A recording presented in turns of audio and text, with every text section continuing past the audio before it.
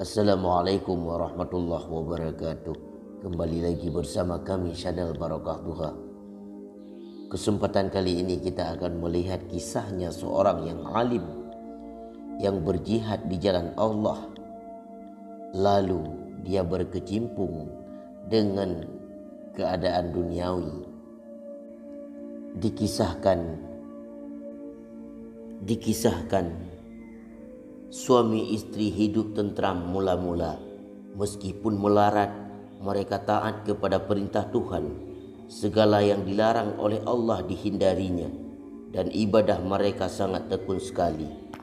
Si suami adalah seorang yang alim, yang takwa dan tawakal. Tetapi sudah beberapa lama istrinya mengeluh terhadap kemiskinan yang tiada habis-habisnya. Ia memaksa suaminya agar mencari jalan keluar. Ia membayangkan alangkah senangnya hidup jika segala-galanya serba cukup. Pada suatu hari, lelaki yang alim itu berangkat ke ibu kota mau mencari pekerjaan. Di tengah perjalanan ia melihat sebatang pohon besar yang tengah dikerumuni orang. Ia mendekat. Ternyata orang-orang itu sedang memuja-muja pohon yang konon katanya keramat dan sakti. Banyak juga kaum wanita yang pedagang-pedagang yang berminta agar suami mereka setia dan dagangannya laris. Dalam pikiran lelaki yang alim itu, ini adalah syirik. Ini harus diberantas habis. Masyarakat tidak boleh dibiarkan menyembah serta meminta selain kepada Allah. Maka pulanglah lelaki alim tersebut dengan terburu-buru. Lalu istrinya heran, mengapa secepat itu suaminya kembali. Lebih heran lagi waktu dilihatnya si suami mengambil sebilah kapak yang diasahnya sangat tajam. Lantas lelaki alim itu bergegas untuk keluar. Istrinya bertanya, tetapi tidak ia jawab. Segera dinaiki keledainya dan dipacu cepat-cepat ke pohon itu. Namun sebelum sampai di tempat pohon itu berdiri, tiba-tiba melompat sesosok tubuh tinggi, besar dan hitam. Dia adalah iblis yang menyerupai sebagai manusia. Sang iblis bertanya, "Hai lelaki, mau kemana kamu?" Lalu orang alim itu menjawab, "Saya mau menuju ke pohon yang disembah-sembah orang bagaikan menyembah Allah. Saya sudah berjanji kepada Allah akan menebang roboh pohon syirik itu." Lalu iblis itu menjawab, "Kamu tidak ada hubungan apa-apa dengan pohon itu. Yang penting kamu tidak ikut-ikutan syirik seperti mereka. Sudahlah, pulang saja." Lelaki menjawab, "Tidak boleh, kemungkaran mesti diberantas."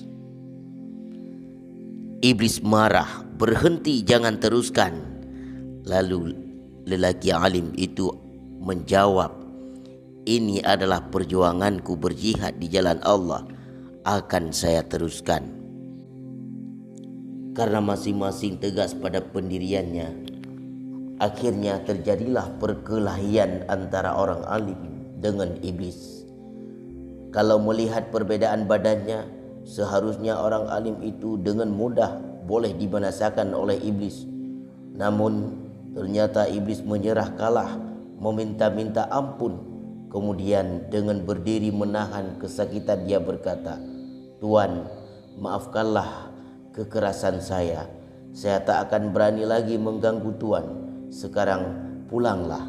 Saya berjanji setiap pagi apabila Tuan selesai menunaikan sembahyang subuh, di bawah tikar sembahyang Tuan, saya sediakan uang emas 4 dinar.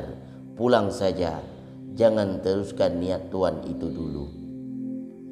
Mendengar janji iblis dengan uang emas 4 dinar itu, lunturlah kekerasan tekad si alim tadi. Ia teringat istrinya yang hidup berkekurangan. Ia teringat akan tuntutan istrinya setiap hari. Setiap pagi 4 dinar dalam sebulan saja dia sudah bisa menjadi orang kaya. Mengingatkan desakan-desakan istrinya itu, maka pulanglah dia. Patah niat yang semula hendak memberantas kemungkaran. Demikianlah, semenjak pagi itu istrinya tidak pernah marah lagi. Hari pertama ketika si alim selesai sembahyang, dibukanya tikar sembahyangnya. Betul di situ tergeletak 4 benda berkilat, 4 dinar uang emas. Dia meloncat riang, istrinya gembira. Begitu juga hari yang kedua, 4 dinar emas. Ketika pada hari yang ketiga matahari mulai terbit dan dia membuka tikar sembahyang, masih didapatinya uang itu. Tapi pada hari keempat dia mulai kecewa. Di bawah tikar sembahyangnya tidak ada apa-apa lagi kecuali tikar pandan yang rapuh. Istrinya mulai marah karena uang yang kemarin sudah dihabiskan sama sekali. Si alim dengan lesu menjawab, "Jangan khawatir, esok barangkali kita bakal dapat 8 dinar sekaligus." Keesokan harinya harap-harap cemas suami istri itu bangun pagi-pagi. Selesai sembahyang dibuka tikar sajadahnya kosong. Teriak sang istri, "Kurang ajar, ini adalah penipu. Ambil kapak, tebanglah pohon itu." Ya, memang benar dia telah menipuku. Akan aku habiskan pohon itu semuanya, hingga ke ranting dan daun-daunnya. Itulah percakapan seorang alim tadi. Maka segera ia mengeluarkan keledainya. Sambil membawa kapak yang tajam, dia memacu keledainya menuju ke arah pohon yang syirik itu. Di tengah jalan, iblis yang berbadan tinggi besar tersebut sudah menghalang. Katanya menyorot tajam, "Mau kemana, wahai lelaki?" Sang lelaki menjawab, "Mau menebang pohon syirik itu. Jangan halangi saya lagi untuk menebang pohon syirik itu. Saya akan menghabiskan pohon-pohon dan ranting-rantingnya." Lalu sang iblis berkeras hati, maka terjadilah kembali perkelahian yang hebat. Tetapi kali ini bukan iblis yang kalah, tapi si alim yang terkulai dalam kesakitan. Si alim tadi bertanya penuh dengan heran, "Dengan kekuatan apa yang engkau dapat mengalahkan saya? Padahal dulu engkau tidak berdaya sama sekali." Lalu iblis itu menjawab dengan keangkuhannya, "Tentu saja engkau dahulu bisa menang karena waktu itu engkau keluar rumah untuk Allah. Demi Allah, andai kata kukumpulkan seluruh belentaraku menyerangmu sekalipun, aku tak akan mampu mengalahkanmu. Sekarang kamu keluar dari rumah hanya karena tidak ada uang di bawah tikar sajadahmu. Maka biarpun kau keluarkan seluruh kemampuanmu, tidak mungkin kamu mampu menjatuhkan aku. Pulang saja, kalau tidak kupatahkan nanti batang lehermu." Mendengar penjelasan iblis ini, si alim termangu-mangu.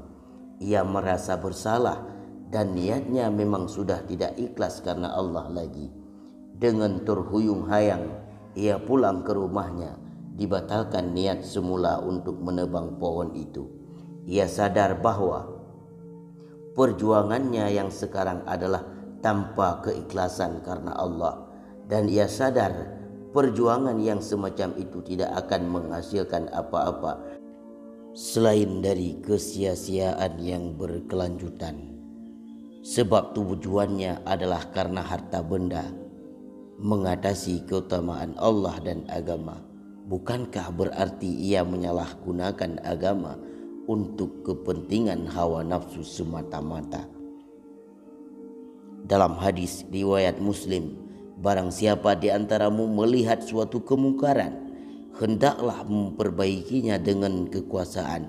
Bila tidak mungkin, hendaklah berusaha memperbaikinya dengan nasihat.